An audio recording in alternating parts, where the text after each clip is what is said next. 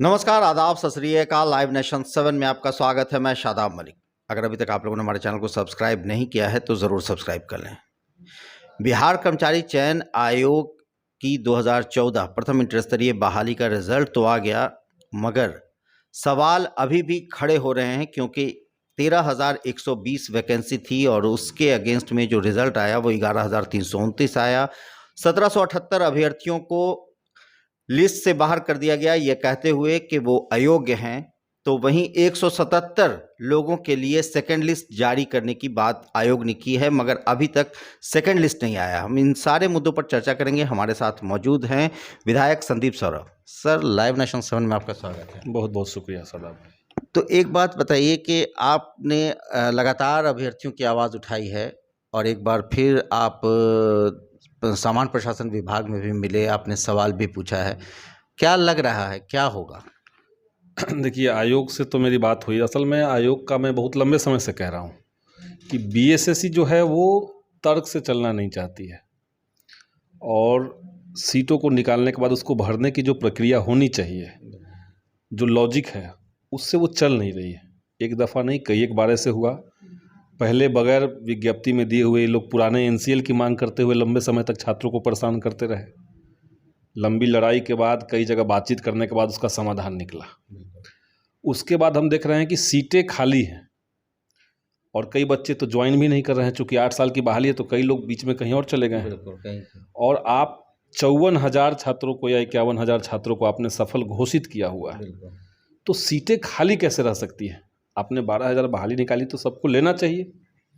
अब ये लोग जो कारण बता रहे हैं, ये कह रहे हैं कि जो स्टूडेंट थे जिनका काउंसलिंग हुआ उसमें 1778 स्टूडेंट्स ऐसे हैं, जो बीएसएससी का कहना है, जिन्होंने जो चॉइस दिया था, जो प्रायोरिटी दी थी अपने फॉर्म में, तो उनका मेरिट के साथ मैच नहीं हो रहा है, वो कट ऑफ से बाहर हो जा रहा है। सही बात है, अगर ये हो, ये तो संभव है। लेकिन सवाल ये है कि अगर आपके फॉर्म में 42 चॉइस थे और हर किसी को 42 चॉइस देना अनिवार्य था, तो सारे लोगों ने अपना चॉइस दिया सारे पदों पे। तो ये संभव कैसे हो सकता है कि वो सफल है लेकिन उसके लिए सीट अवेलेबल नहीं है, जबकि सीटें खाली रह गई? आपने 42वां चॉइस इसीलिए डाला था कि अगर 41 तक हमारा कट ऑफ नहीं आता है तो 42वां में अगर मेरा होता है तो ले लीजिए। अब ये सवाल हमने पूछा, आज ही जवाब उसका है बीएसएससी का। इसके बाद कई बार हम सरकार के लेवल पे भी गए बात करने के लिए, तो अंततः सब जगह से दबाव आया, तो बीएसएससी ने आज मेरे लेटर का जवाब दिया है। अब वो ये बात कह ही नहीं रहे, वो कुछ और बात कह रहे हैं। हमने सिंपल कहा कि सारे चॉइस जब दिए हुए हैं तो ये संभव कैसे होगा कि सीट खाली रह गया और बच्चे बचे रह गए।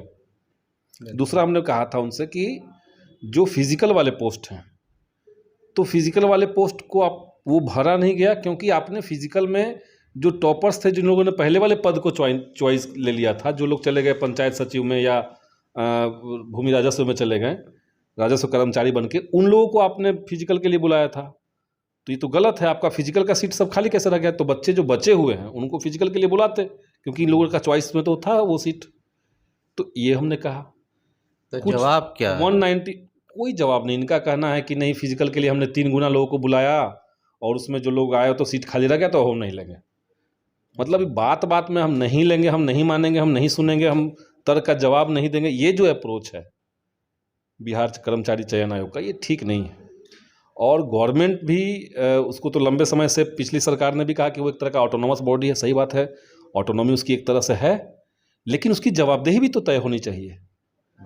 ये 1778 स्टूडेंट्स जो 8 साल से संघर्ष करके आए हैं, इनको क्या लग रहा है कि इनके लिए इन्होंने जो इस एग्ज़ाम को क्वालिफाई किया उसमें सीटें खाली रह गई हैं और इनको बैठा दिया गया है बाहर? तो उनको आप लेते 191 स्टूडेंट्स ऐसे हैं जिनका फिंगरप्रिंट मिसमैच हुआ है। अब मिसमैच किस कारण से हुआ, इसकी तो जांच होनी चाहिए। बिल्कुल। और वहाँ पे वीडियो रिकॉर्डिंग है, इनका हैंडराइटिंग लिया गया है, कई सारे और प्रूफ है, इनका हस्ताक्षर है सारे एग्जाम में। तो आप मिलान करके जांच करवा करके देखिए। आपने सीधे उनको खारिज कर दिया, उनके खिलाफ मुकदमा दर्ज करवा दिया और उसकी सुनवाई में थाने में उसमें आप कोऑपरेट भी नहीं कर रहे हैं जांच में। कई अभ्यर्थी ऐसे हैं जिनका फिंगरप्रिंट मैच कराने में कई अटेम्प्ट लेना पड़ा और फिर हुआ फाइनली। दो लोगों का ऐसा हुआ। तो वही मैं कह रहा हूँ कि आयोग जो है वो तर्क से चल नहीं रही है। इस संबंध में हमने माननीय मुख्यमंत्री महोदय को भी चिट्ठी लिखी है, पहले ही लिखी थी, और फिर से हम उनको रिमाइंड ये सब बातें करवा रहे हैं। और हम तो यही उम्मीद करते हैं कि सरकार इसको संज्ञान में ले और ये 1778 स्टूडेंट्स जो अलग अलग इलॉजिकल कारण बता करके बाहर कर दिए गए हैं, इनको रखा जाए। और साथ ही साथ चूंकि सीटें खाली रह रही है तो आप सेकेंड लिस्ट भी निकालिए, आप वेटिंग लिस्ट जारी कीजिए। हर हाल में चूंकि इतने लंबे समय की बहाली है तो इसको आप अभी नहीं भरेंगे तो फिर ये 2 साल 3 साल 4 साल या पता नहीं 8 साल फिर से लग जाए। कितना साल दिया? तो वो जो पद खाली रह जा रहे हैं उसके चलते विभागों में कामकाज में दिक्कत हो रही है। तो इसलिए हम तो चाहते हैं कि इन सबके साथ न्याय हो, इन सब लोगों को ज्वाइनिंग दी जाए। जिनको फिजिकल के लिए बुलाना है आप बुलाइए, फिर से एग्जाम लीजिए उनके लिए जितनी सीटें बची हुई है। अच्छा, सवाल ये भी उठता है कि मार्क्स क्यों नहीं जारी किया जा रहा है, क्योंकि कई बच्चों का ये भी कहना है कि उन्होंने इतना बनाया मगर उनका नहीं हुआ सिलेक्शन। ये भी एक बड़ा सवाल है। जहां भी गड़बड़ी होगी वहां पारदर्शिता की कमी होगी। मतलब ये आपको भी लगता है? पारदर्शिता वैसे ही होता है। आप देखिए ना, बिहार पुलिस की जो दरोगा की जो बहाली बिहार में होती है, तो दरोगा की बहाली में कई लोगों का कंप्लेन है कि गड़बड़ी होती है। उसमें पारदर्शिता क्यों नहीं है? हम तो ये भी चाहते हैं कि दरोगा की जो बहाली हो उसमें क्वेश्चन पेपर बच्चों को मिले। वो जो OMR सीट भरते हैं उसमें स्टूडेंट कॉपी एक जब पहले से होता है, अगर आपको नहीं देना, आपको 2-2 पेपर का जरूरत पड़ता है तो तीसरा भी लगा दीजिए ना। यूपी में तो तीसरा भी लगता है। तो OMR स्टूडेंट कॉपी लगा दीजिए, 2 कार्बन लगा दीजिए आप, लेकिन एक बच्चों को दीजिएगा तब तो उसके पास होगा कि उसने क्या टिक मारा है। और आप आंसर की तक रिलीज नहीं कर रहे हैं।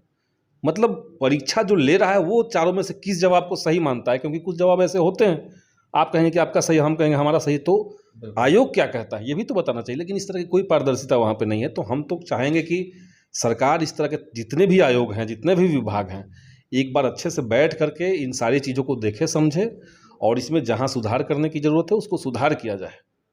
छात्र जो हैं वो न्याय की माने दरकार में दर दर भटकते रहेंगे तो ठीक नहीं है। लंबे समय से ये चल रहा है। तो अभी तक तो विधायक संदीप सौरभ वो माले विधायक रहे और माले जो है वो विपक्ष की पार्टी थी, मगर अब तो आप सरकार के साथ हैं। निश्चित तौर से तो हम लोग तो सरकार में इसीलिए हैं कि छात्रों की जो समस्याएं हैं उन समस्याओं से सरकार को अवगत कराना, अपने लेवल पर प्रयास करना कि सरकार इसको करे। बाकी सरकार का जो पूरा ओरिएंटेशन आप शुरुआत के दिनों से देखिएगा तो रोज़गार को लेकर सरकार बहुत गंभीर है। और सरकार ने कहा भी है कि हम 10 लाख नौकरी और 10 लाख अन्य रोजगार यानी टोटल 20 लाख डेवलपमेंट रोजगार हम यहाँ पे देंगे। लेकिन माने हद दर्जे की बात है कि जब केंद्र सरकार की बात आती है कहीं ऐसा तो नहीं कि जैसे एक जुमला 2 करोड़ का चला था केंद्र में, अब फिर ये बिहार में भी जुमला वाला लोग दिल्ली में बैठे हुए हैं, बिहार में बैठ के जुमलेबाजी कहाँ चलती है? अब जितनी सीटें खाली हैं, अभी मैं देख रहा था कि माननीय मंत्री शिक्षा विभाग जो हैं उन्होंने कहा है कि हमारे यहाँ 3 लाख से ज़्यादा पद खाली हैं, तो बहाली वहाँ पे होगी। तो बहाली करने में सरकार कोताही नहीं करेगी, हमें ऐसा उम्मीद है। और हम लोग तो हैं ही सरकार के साथ, सरकार को संज्ञान में भी लाएंगे। और भाकपा माले की जो भूमिका है कि जनता और सरकार के बीच में सेतु का काम करना, पुल का काम करना, तो जनता की जो समस्याएं रहेंगी, जो जटिलताएं रहेंगी, उनको तो हम लोग समझाने की कोशिश सरकार को करेंगे ही। ये भूमिका हमारी रहेगी। चलिए, बहुत बहुत धन्यवाद। Thank you. तो इस तरह से विधायक संदीप सौरभ ने कहा है कि वो लगातार अभ्यर्थियों की आवाज़ उठाएंगे और उनका ये भी मानना है कि अब जो नई सरकार महागठबंधन की बनी है ये युवाओं के हित के लिए है। रोज़गार का सृजन भी होगा, रोज़गार मिलेगा, नौकरियां मिलेगी। अब देखना है, ये सब कुछ समय तय करेगा। आप बने रहे हमारे साथ, देखते रहे हमारा वीडियो। अगर अभी तक आप लोगों ने हमारे चैनल को सब्सक्राइब नहीं किया है तो ज़रूर कर लें, साथ ही साथ ट्विटर हैंडल पर हमें फॉलो ज़रूर करें। धन्यवाद।